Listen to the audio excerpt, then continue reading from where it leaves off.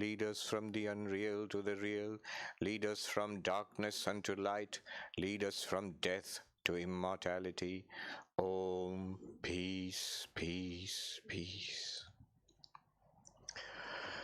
So, namaste, guten morgen, and good morning. Welcome back to the final session of this.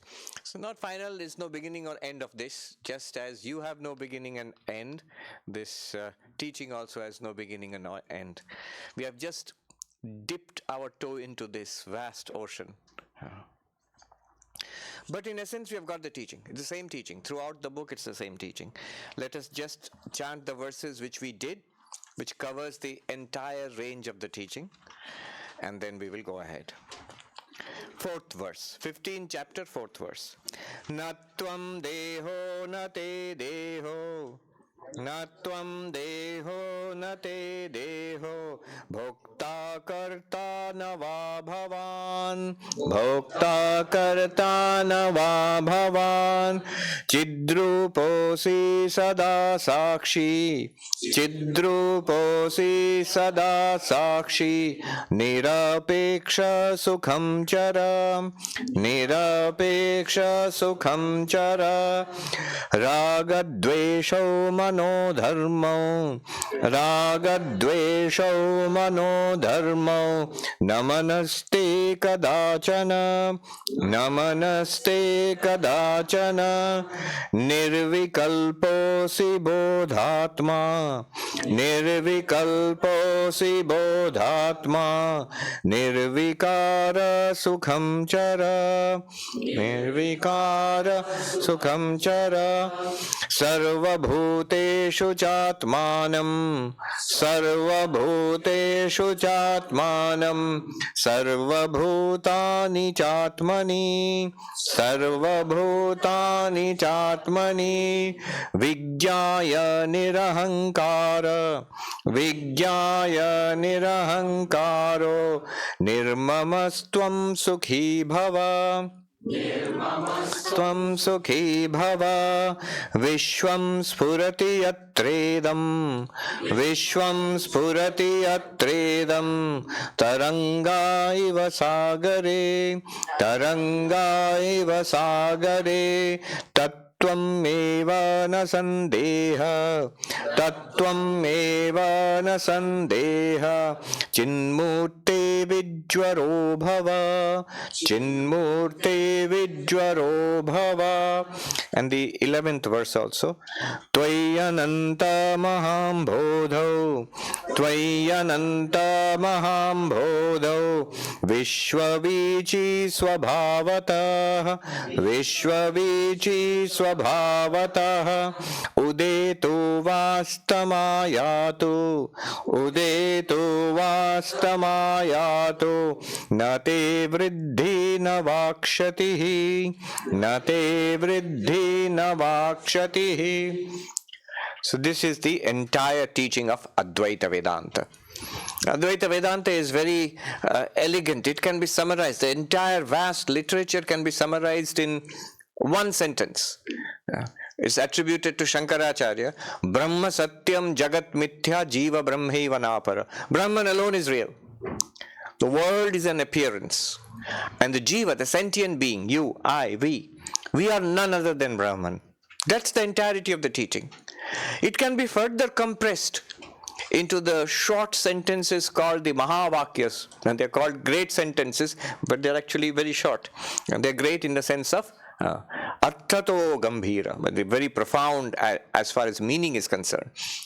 Tattvamasi, you are that. Aham Brahmasmi, I am Brahman. I am Atma Brahma, this very self is Brahman.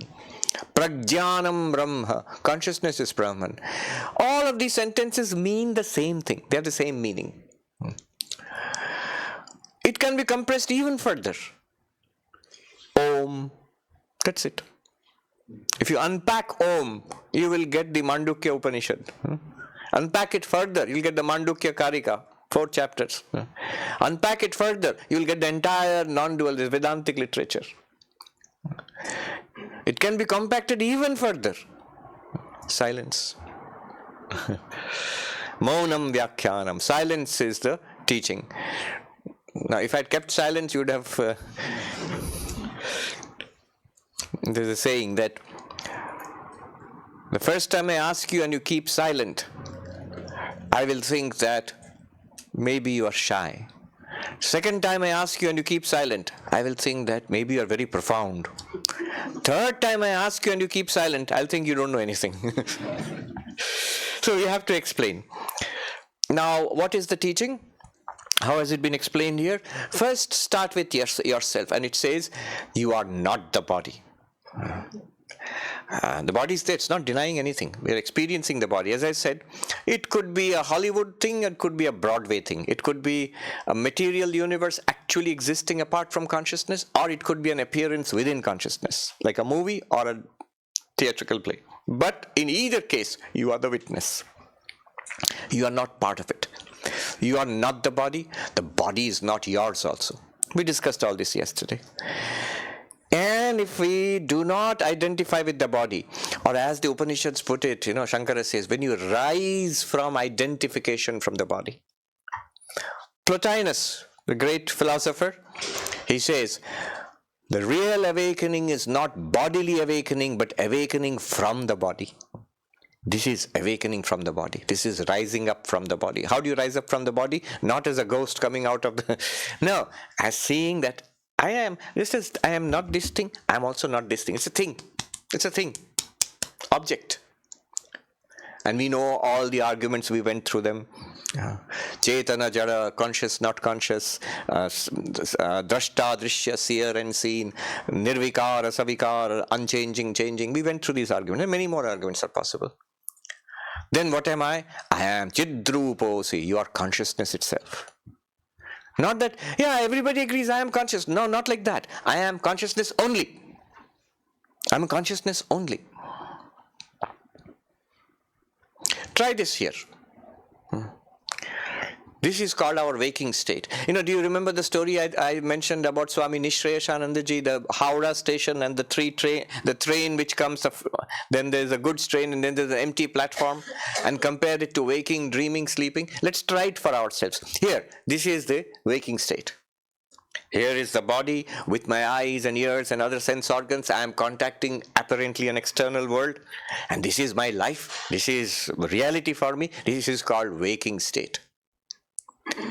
Now gently, if you're comfortable, close your eyes. Close your eyes. Imagine you are not seeing anything. You are hearing my voice, continue to hear my voice. But suppose you do not see, hear, smell, taste, touch anything. Just internally, we have thoughts, we have feelings, we have memories. That is the subtle world, equivalent to the world of dreams. No external world, not even the body. Now suppose that also stops. I do not see, hear, smell, taste, touch anything. Internally, I do not think of anything. I do not remember anything. I do not feel anything. I do not desire or hate anything. Completely blank. Even the sense that I am there, that is also blanked out. Just blank. That is equivalent to what is called the causal world, Sushupti, deep sleep state. And notice, this causal world is appearing to you, the consciousness. That blankness is also an experience. And when thoughts, feelings and sensations come back, that's also an experience to the same consciousness. And now gently open your eyes. And as we look back upon this world, this is also an experience to that same consciousness. That consciousness is that station master, Swami Sarvapriyānanda says, who sees what is the train? Rajdhani train coming in, then the goods train coming in, then the empty platform, station master. This one consciousness. I am that. That one is neither the doer nor the sufferer of the results of karma. It is the witness. It is not witnessing. He says, Sada Sakshi, always the witness, never the witnessed. It's not witnessing. Witnessing is an act, is a practice. Suppose I witness, I observe the breath, in breath and out breath. Meditation, mindfulness. But it's a practice. If you stop doing it, it's gone. But this witness, consciousness, the Sakshi, the witness consciousness, is effortlessly the witness. It cannot be anything else. It does not depend on our practice. That's why it says Sada Sakshi. Always. Nirapeksha Sukham Chara. The same thing applies to the mind. Remember the principle that the properties belong to the substance. The properties belong to the object. The tablecloth, the color is yellow. The yellow belongs to the tablecloth. By seeing the yellow tablecloth, I don't become yellow. Similarly, seeing the depressed mind, the desirous mind, the greedy mind, the angry mind, the restless mind, I don't become restless, greedy, desirous, or depressed. I am the witness of that. That greed or desire or restlessness is a property of the mind, and it stays there, just as the yellow color stays here, even when it is known. When a consciousness is aware of the yellow color, through the eyes and everything, consciousness doesn't become yellow. Similarly, awareness only. I am awareness only. I do not become colored by the emotions of the mind, by the limitations of the mind, by the excitement of the mind, by the depression of the mind, by the boredom of the mind, by the waking, dreaming, and sleeping of the mind. I am the witness. I am the sun that shines all the time. Then, next, it is one consciousness in all minds and bodies. Sarva bhuteshu chatmanam. It's not that I am like a flicker of a flame, like a glimmering light. Great German philosopher, he said, Leibniz, it's a biscuit now. But he is famous. He said, the stars in the sky, that we are like these stars in the sky, ever isolated from each other. His theory of the monad. Those who have studied philosophy, the one consciousness flickering, ever separated from everybody else. We are like that, all separate, like stars shining in the night sky. Each one a dot of light. But no, we are one mass of light, Vedanta says. And shining through many, many bodies and minds. Krishna says in the Bhagavad Geetā, Avibhaktam cha bhuteshu vibhaktam iva cha sthitam. Undivided in all beings, appearing as if divided. As if divided, as if 100 of us, as if 1 billion of us, but really one. We are all one. It's just some rhetoric of universal humanity or brotherhood or sisterhood of humanity. No, it's actually a fact. It's even more close than brotherhood or sisterhood. We are literally one entity. We are one being. So, Sarva Bhuteshu Chatman, the self in all beings. And think a little further. All beings in the self. Sarva Bhutani Chatmani. Remember those three? The universe appears to you, the awareness. It appears in you, the awareness. And it is nothing but you, the awareness. So, it is appearing in you. This is worth considering. These are all very, very big jumps. All of this in philosophy, there have been huge philosophical battles over the centuries. Some accept it, some don't. So Vedanta very dramatically and boldly goes ahead and says, we are all one being. But then what is the relationship of the one and the many? What is the relationship of this world of diversity, this world of matter, time, energy, bodies, senses, happenings, action, change, history, to that one being? And the answer is, the universe is not different from that one being. The many are not separate from that one. That one alone is appearing as the many. They're exactly one and the same. The universe appears in you, the Absolute. It appears in Brahman as waves appear in the ocean. The waves are not different from the ocean. It is the ocean. It is the ocean. Three things: wave, ocean, water. Wave is like us, individual beings. Ocean is the equivalent of God of religions, the totality, the cosmos. Certainly, the ocean is far greater than the wave, and the wave is included in the ocean. But even greater than the ocean, greater than the wave, greater than the ocean, is water. You say, why? Because the wave is nothing but water. The ocean is nothing but water. The existence of the wave depends on the water. The existence of the ocean depends on the water. But the water doesn't depend on the ocean. Water can be water vapor. Water can be water in this glass of water. It doesn't have to be in the ocean. So, water is the reality of the ocean and of the wave. Exactly like that, we sentient beings and the God of the cosmos, the reality of both is this one pure consciousness, one awareness, one consciousness. So that's why he says, the universe appears in this ocean, like waves in an ocean. What are you? You are the ocean, or even more precisely, you are the water which constitutes the ocean and the waves. You are that Tattvameva Chinmurti, oh pure consciousness, oh awareness itself, light itself. You are that light. What is this universe? We first, as if we made a distinction, the light and the object, that which illumines and that which is illumined. Now we are not making the distinction anymore. We have withdrawn that. Those are examples. We have withdrawn that. This universe is nothing but light shining. It is nothing but you shining. You are shining forth as this little person and as the cosmos. What are you made of? Light itself, not this physical light, consciousness itself, awareness itself. This is the teaching so far. Now what I'll do now is do one more verse, 8th verse, which sums it, pulls it all together, whatever has been done, and gives us a hint as to further practice. How do we realize this, making it a living reality in our lives? And then I will meditate a little bit. Meditate means contemplate. We will contemplate a little bit on the title given by revered Maharaj to this retreat. Seamless meditation, the art of seamless meditation. What is this seamless meditation and how? Why is it important? How to do it? And then I'll stop and you can ask questions. Okay. Verse number 8.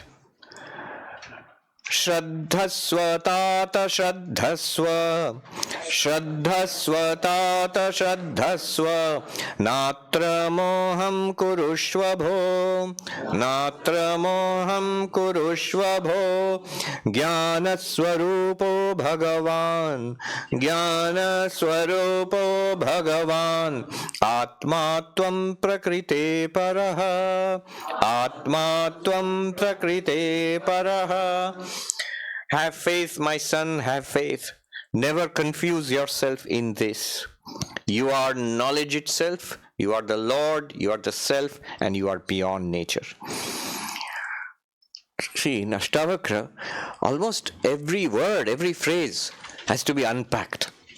It's almost like the entirety of the Vedantic teaching has been packed into it. We were talking this morning with Maharaj, that you can unpack. You can go on unpacking this. You'll see. First of all, he gives us some solid advice. Suppose all this appears too difficult.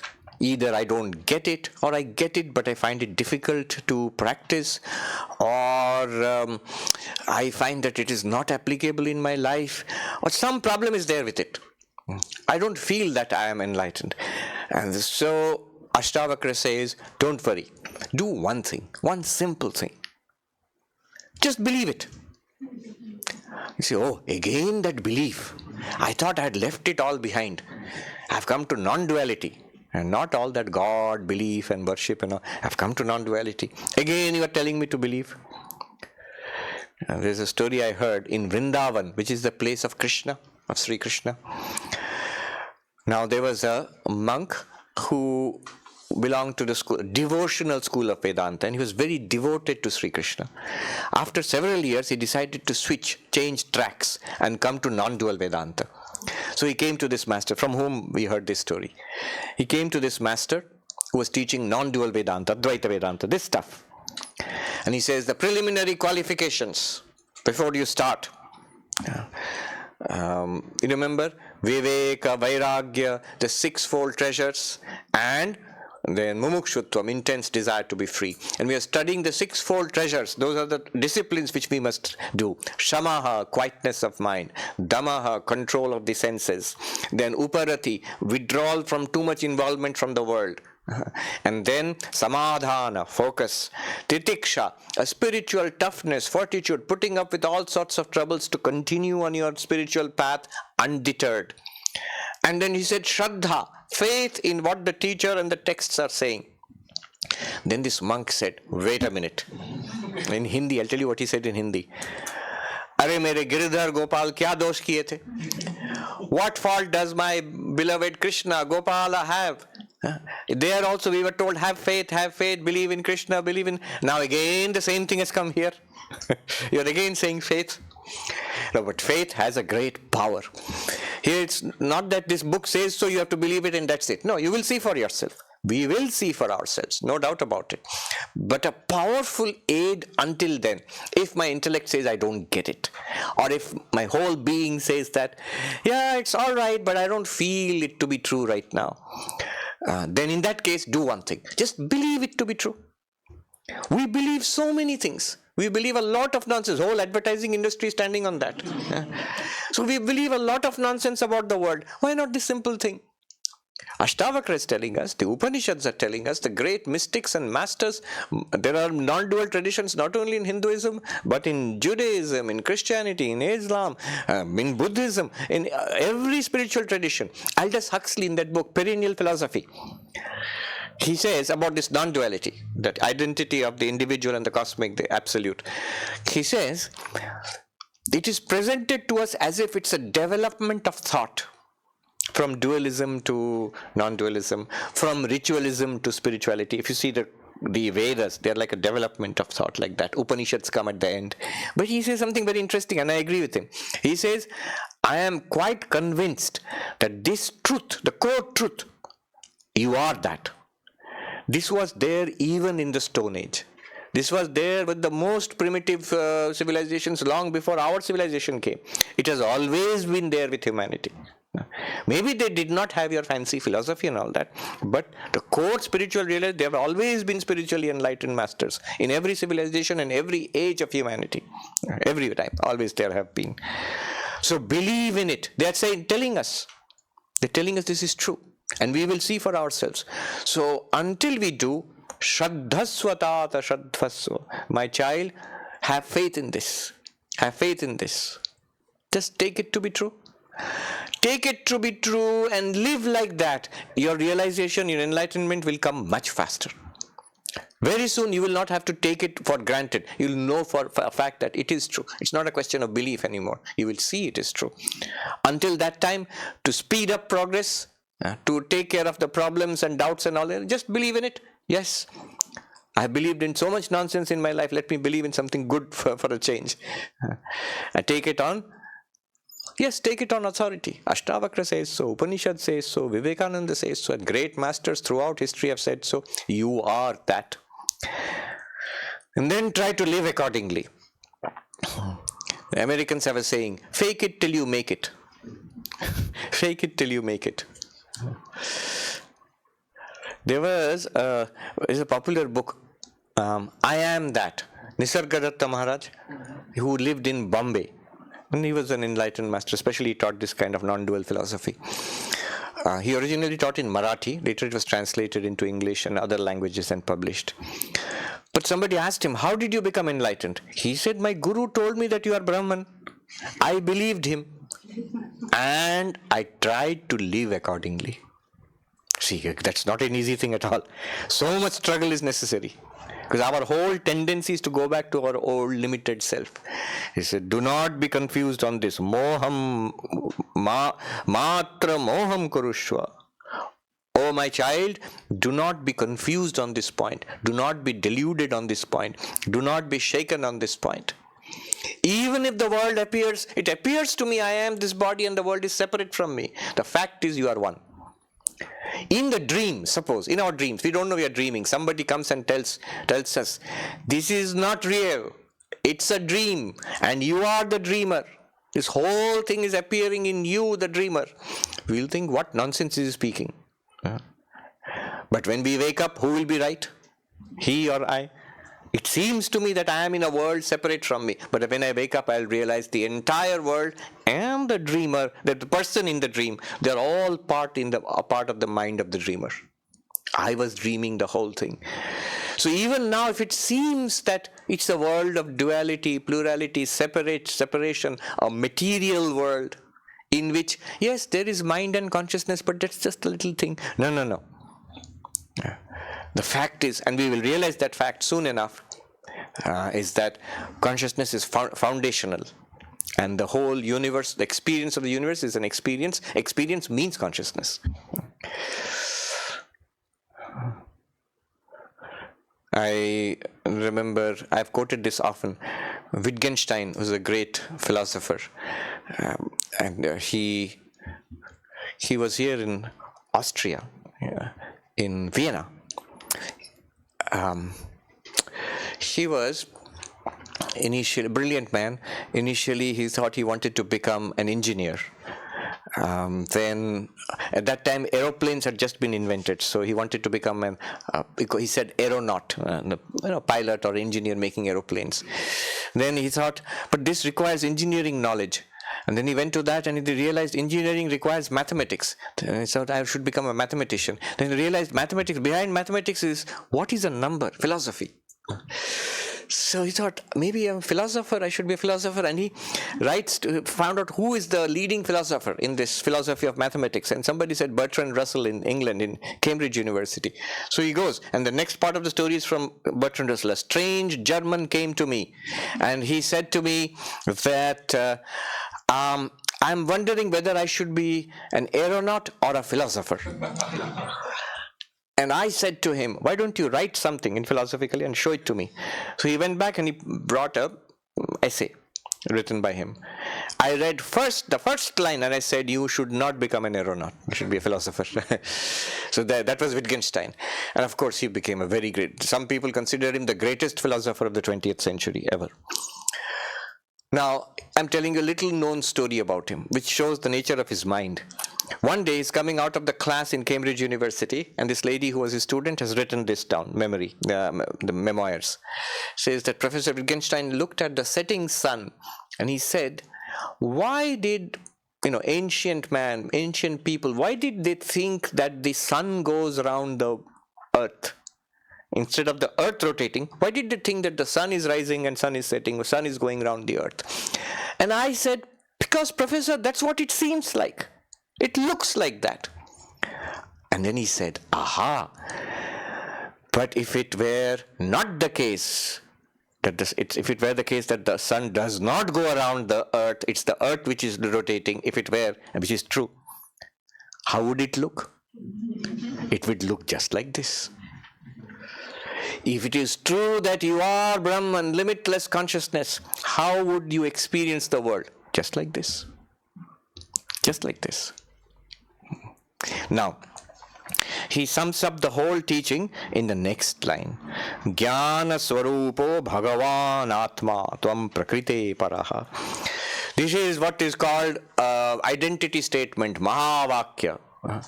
Akhandartha bodhakam vakyam. The sentence which teaches one indivisible reality. The way it is said, let me break it up. Bhagavan, God, creator, preserver, destroyer of the universe. In our example, the ocean. Atma, the self, you. In our example, the wave. And what is he saying here? You are the same. The ocean and the wave are the same. But we'll say it's not true. The wave is such a tiny little thing. The ocean is the whole, vast, including the wave also. How can they be the same? It's like saying, ocean and wave are same. Oh, water. If you see yourself as a wave, you will see the ocean is so big and there are so many other waves. And I have a beginning and I have an end and I am changing. But if you see yourself as water, you will see all this wave is, I alone am this wave, and that wave, and all the other waves. In fact, I alone am the entire ocean. And if there are no waves, I still exist. If there is no ocean, I become water vapor. global warming. I still exist. I am still the same. I am water. So that identity has to be shifted. I'll tell you the story of the wave. I love this example. So in the ocean out there, in the Atlantic Ocean, a wave is born and it rises up in the ocean. It's a little wave. So it is sent to kindergarten. It's a German word, kindergarten, but it's all over the world now. So it's sent to wave kindergarten, and it makes friends. The other little waves are there. Now some little waves are friends. Some little waves are mean to it. He has a problem with those other little waves, and so the wave grows, and then it looks around. My God, look at that wave! It's so great. I'll never be like that. Oh. Inferiority, feels inferiority complex. And that other wave, it's just bubble, nothing, it's a loser. I am so much greater than it. Superiority complex, contempt for somebody, or fear or intimidated by some other person, and then likes some of them, dislikes some of them. So the wave samsara starts. And it's going along like this. All other waves are like that. And see something in the distance. What is that? Says, oh, that is the coastline, France. What's happening there? Oh, all the waves are dying. What? Yes, the waves go Atlantic Ocean, they go and crash against the coastline and then they die. So I am also going to die. Yes. Very soon, you'll go there. Oh my God, well, that's what happens. That's the life of a wave. You're born, you play around, and you come to the shore and you dash against the shore, you burst into millions of droplets, and that's the end. Oh my God, this is very bad. What will happen now? Then a Vedantic wave comes along and says, it is true that waves die. Waves are born and they change and they grow and then they die. But there is something which does not die. What is that? Water. Water is not born, water does not change, and water does not die also. It just changes its form. Oh, really? That's very nice. But then what is it to me? I am a wave. No, your reality is water. You are actually water. And as water, you don't die. You are not born and you don't die also. You are immortal. Really? Where is that water? You see deep within yourself. Search deeper and deeper. At your center, you will find you are water. And in front of you, there is water. Behind you, there is water. Above you, there is water. Below you, there is water. And then it begins to realize, yes, I am beginning to see what you mean by water. Very difficult for a wave to understand what is water, because it's only water all around.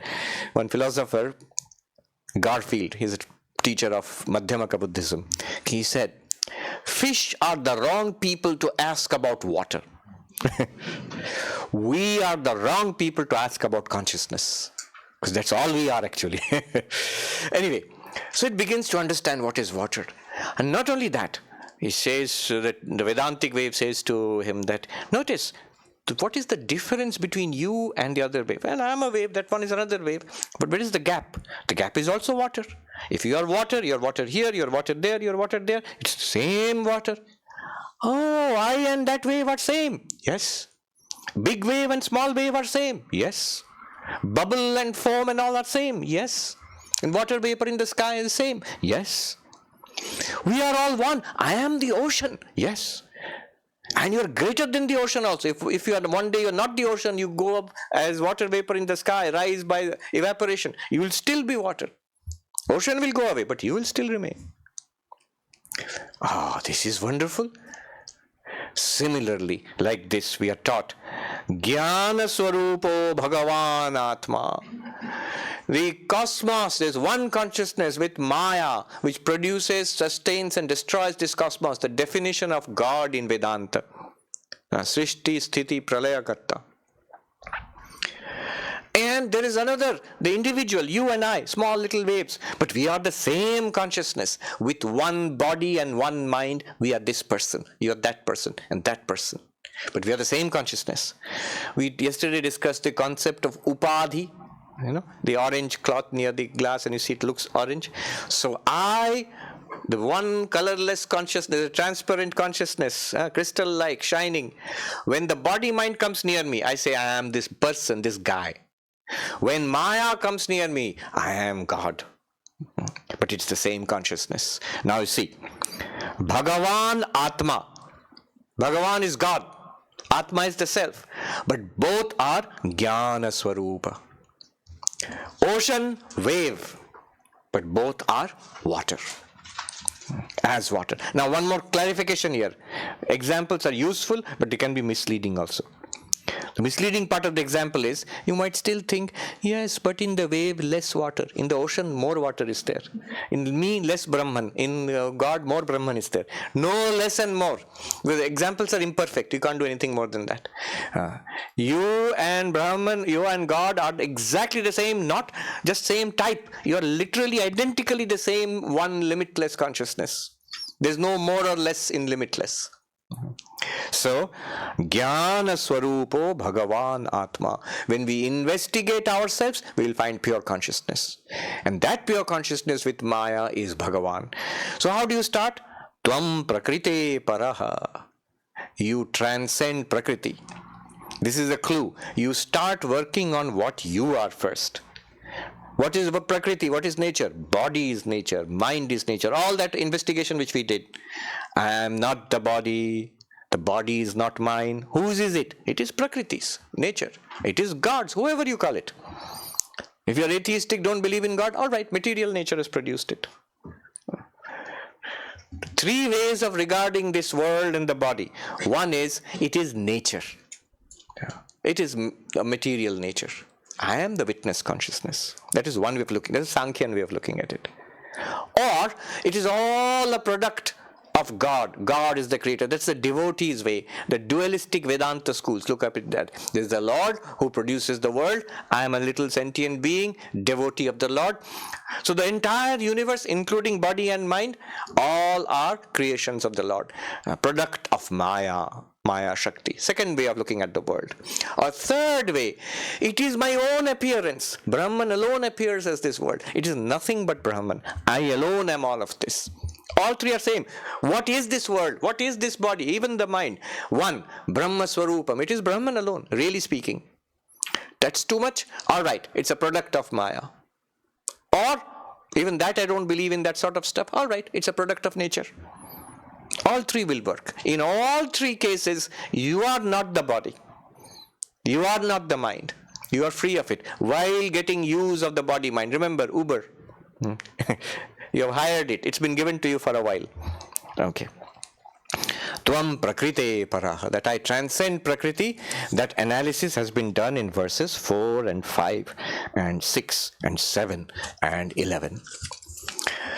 Now, a couple of words about this seamless meditation. I was just thinking, I was meditating on seamless meditation. Some beautiful points are there. I'll make 5 points and then stop. Point number 1. We need to erase the distinction, the border between practice and life. First of all, make a distinction between practice and life. Otherwise, you can't practice. If all of it is just job and family and engagement, where is the time for practice? So separately, have a separate time for practice. But ultimately, I'm saying, the goal should be the border between practice and the seam, the border between practice and life should be erased. What we are getting in practice should be in life also. The same thing. The question, people have this complaint. In the class, I understand, but outside the class, it's gone. That outside and inside the class, that border should be erased. What I find here, I should be able to find outside. That is possible with Ashtāvakra. Remember, he says, what is here is there also. You find it here, you will find it there also.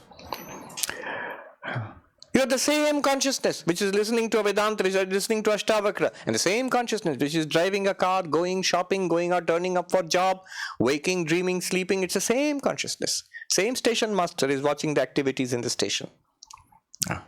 So that is one. Seamless meditation means to erase the difference between practice and life. The fulfillment, joy and peace which I get in practice must pervade life. Second point, Sri Ramakrishna says, the difference between closed eye meditation, open eye meditation. Second point, Sri Ramakrishna says, with eyes closed God is there and with eyes open God is not there. What kind of God is it? Is this? God is there, good.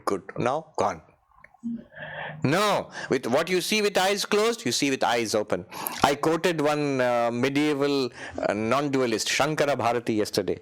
He says, Vispadita lochana trayastu Vedantinaha. The Vedantins, the non-dualists, are those whose all three eyes are open. Two eyes, third eye is the eye of knowledge. This is the eye of knowledge, Ashtāvakra. That is open.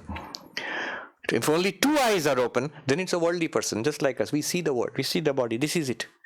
But third eye of knowledge, the Vedantic eye is open. Then while experiencing the world, experiencing life, experiencing multiplicity, you can confidently say it is non-duality. Acting in and through the body, you can confidently say I am pure consciousness. In this world, you can confidently say Aham Brahmasmi. Don't go about saying it, but you know it is a fact. So this distinction between eyes closed meditation, eyes open. Vedanta stresses the eye open meditation. Every time before food we chant Brahmarpanam Brahmavi Brahmagno Brahmanahutam Brahmaiva Tena Gantavyam Brahma Karma Samadhina. The context is Vedic ritualism. Fire is lit and the priests pour oblations with a wooden spoon into the fire. The fire is Brahman. The spoon with which you are pouring oblations is Brahman. The offerings you give into the fire are Brahman. The priest is Brahman. The one who sees Brahman in all actions will attain Brahman. Notice, sees Brahman in action. Not stopping action with eyes closed, with eyes open, acting in the world. You see Brahman everywhere. So eyes open meditation. Eyes closed meditation, correct? But eyes open meditation also. The Vedantins are those with all three eyes are wide open. Not looking away from life. And looking continuously at life and engaged there and troubled by that, worldly person. Closing the eyes and looking away, yogi. Opening both eyes and this eye also, eye of knowledge. Then you see Vedanta. So that is seamless meditation. Even deeper, and this I am borrowing from Sister Nivedita, her introduction to the complete works of Swami Vivekananda. She says all of these, Geetā, Upanishad, they would have been there even if Vivekananda had not come. What is the unique contribution of Vivekananda? And she says, the unique contribution of Vivekananda is that the one and the many are the same reality. There henceforth no distinction between sacred and secular. To labor is to pray. To labor is to pray. To have and hold is as stern a trust as to renounce and quit. She says the school room, the shop floor, the farmyard, these are as fit a meeting place between man and God as the monk or the cellar of a monk or a temple or whatever. So in all activities, can you see the divinity? And she goes further and says, our master Vivekananda had taught us that in art, science and religion are three ways of attaining the same goal. Only you need the teaching of non-dualism, Advaita, to understand that. This is an exact quote from Nivedita. This is also the philosophy of seamless meditation. Point number 3. You see, what was the first two? The first one was that practice and life, the border should be erased, ultimately. Second one was eyes open meditation, eyes closed meditation. Brahma Arpanam Brahmavi, that one. Third one is the philosophy of seeing that so sacred and the secular are one. One and the many are the same reality. Two further points, just implications. One is, consider the 4 yogas. If we don't have this framework that I am Brahman, it is one Brahman, the world is an appearance, non-duality, then when you practice the 4 yogas, you will feel pulled in different directions. When I do karma yoga, I will think, I used to think like that also, I am not getting time for meditation.